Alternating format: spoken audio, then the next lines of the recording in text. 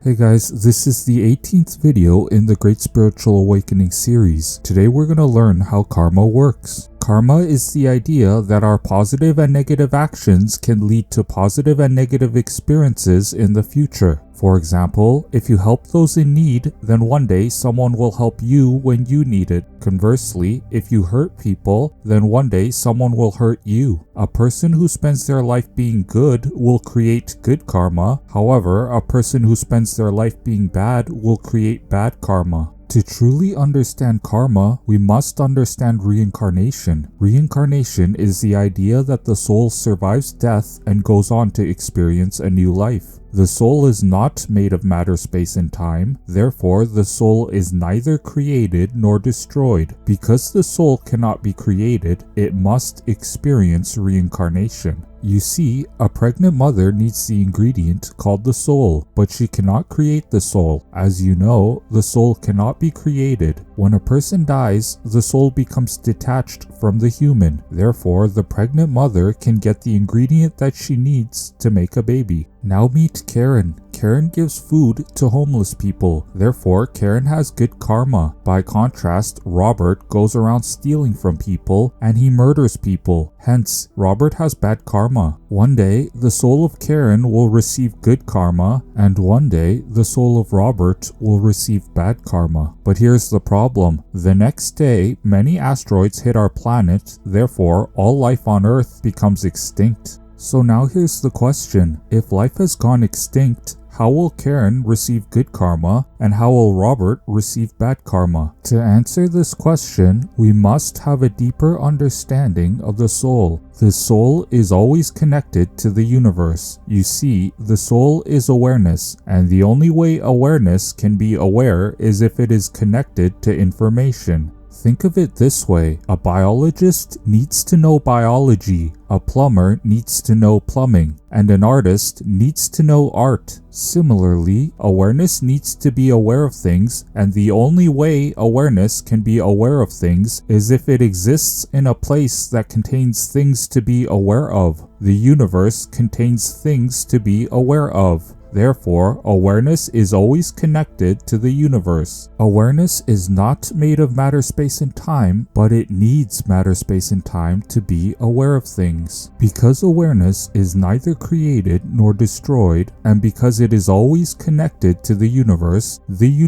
is neither created nor destroyed. Please take a moment to think about that. That means the universe has an infinite past and an infinite future. Now let's carefully examine that statement. If the future is infinite, then that means time will always move forward. Would you agree with that statement? Would you say that statement is 100% true? Now let's use the same logic, but in the other direction. If the past is infinite, then that means time will always move backward. Remember, we're using the same logic, but in the other direction. Time is moving forward and backward. But how is that possible? There's only one way that time can move forward and backward. Take a look at this timeline. The blue arrow in the middle represents the present moment. As you can see, time is moving in a circle. That means the past and future are connected to one another. Notice there is a red arrow pointing to a moment in time. Connected to the red arrow is an image of a person with a medal. This represents the moment you won the FIFA World Cup.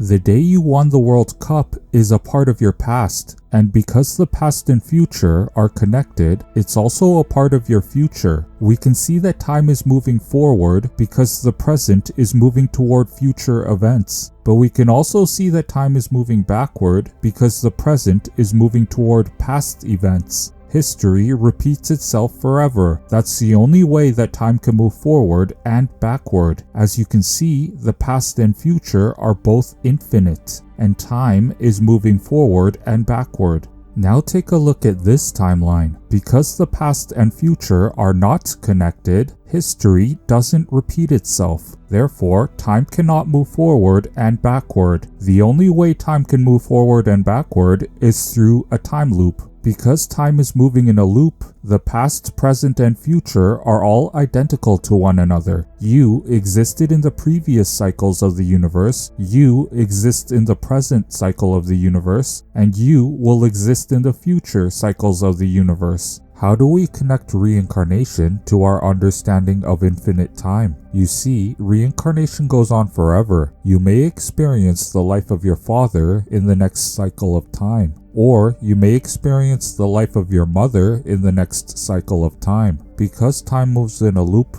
we will exchange lives with one another forever. That means you experienced the life of your mother in the past, and you will experience the life of your mother in the future. Likewise, your mother experienced your life in her past, and she will experience your life in her future. We are all past and future versions of one another. We experienced each other's lives in the past, and we will experience each other's lives in the future. This is what infinite reincarnation looks like. This is what infinite karma and infinite time look like. The deeper we understand consciousness, the deeper we understand God. You see, we are neither created nor destroyed, and we are all-knowing and all-present. Now let's get back to Karen and Robert. Earlier, we said Karen would get good karma in her future, and Robert would get bad karma in his future. Then we said all life on Earth became destroyed. So the question became, how would Karen and Robert receive their karma? The answer is, one day, the soul of Karen will experience the lives of the people she gave food to. That's when she will receive her good karma. Likewise, the soul of Robert will experience the lives of the people he hurt. That's when he will receive his bad karma. Every major religion has this important rule. Treat others the way you want to be treated. This is called the Golden Rule. The reason you should follow this rule is because we share our lives with one another. Now here is where things take an unpleasant turn. In the future, we will experience the lives of all the farm animals that ever existed. Each year, we raise and kill over 100 billion farm animals for human consumption. Most of the animals are forced to live in small cages their entire lives, and the male versions of the animals are killed as babies because they don't produce milk and they don't make eggs. Many of the farms put baby chickens into macerators, which are like